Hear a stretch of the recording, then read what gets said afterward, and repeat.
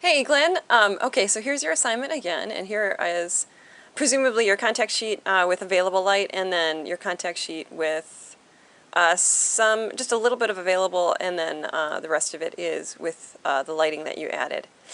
And this is admittedly a very difficult assignment because our lighting equipment is so big, and we can see clearly how big your lighting equipment is compared to the size of the room. And this is a pretty big room. Most people won't have the luxury of shooting such a big room. But even in this room that's fairly large, it's difficult to place your equipment so that it's not in the shot, right? It's really difficult. So here is one of your shots with available light. Wide angle lens, perfect, makes a lot of sense. And this is pretty good exposure, for the available light. You have, which maybe just a little bit dark here. So this would have been, like you said, you use two different lenses for each shot. So if you had used the same lens, lighting over here, adding some light over here to these darkened areas would have been a great way to resolve the problem of fixing, shooting it in available light and then fixing the problems with your electronic lights. But unfortunately, it looks like there probably wasn't room over there for you to put your light. So you lit instead the other side of the bed, and then this is your shot of the other side of the bed. And I'm amazed actually when I'm looking at these. I'm amazed at how quickly the light falls off the scene, right? Like your light ends pretty like right, well, that's not a good marker, but right about there, it's ending.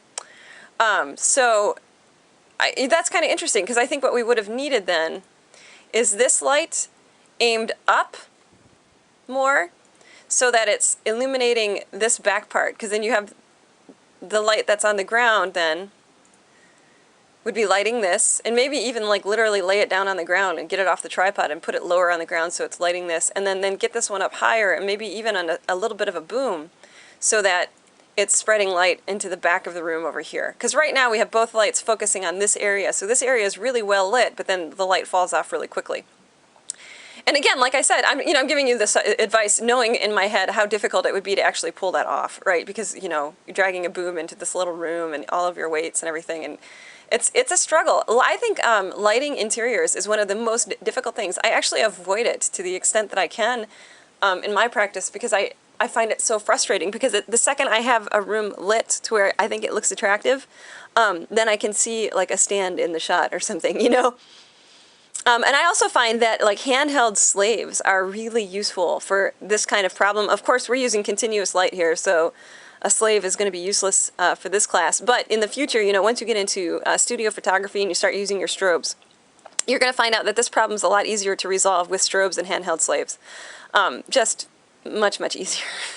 And also another way to resolve this situation too is with a double exposure, because you can light one part of the room, make an exposure, don't move the tripod or the camera or anything, and then switch the lights to illuminate another part of the room and then expose again.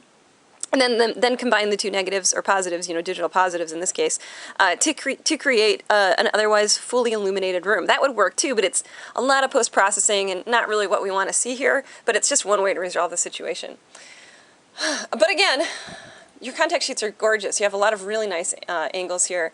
I thoroughly enjoy these close-up shots. I mean, they just look like magazine shots for like a living magazine, like Sunset Magazine or something. Even the available light ones are just really beautiful. I think that your angle on these is very nice. This is actually a really interesting shot right here. You have got a really wide angle. What is that, it's got to be like somewhere between a 10 and a 20 millimeter lens? I mean, that is really wide. But yeah, so these are beautiful. Your cat's a good sport. You have some nice cat shots as well. So anyways, yeah, so that's my take on it, is that both of these lights are illuminating the front of the room but doing nothing for the back, and it would have been good to spread out your equipment a little bit more. But like I said, admittedly difficult. Other than that, these are really clean, nice shots. I think that your available light shots are by far your most successful. I think these are really, really nice. I think you did a good job in a dark room making exposures that were working for you. Okay, again, thank you, and I will see you a little bit later in class, I guess.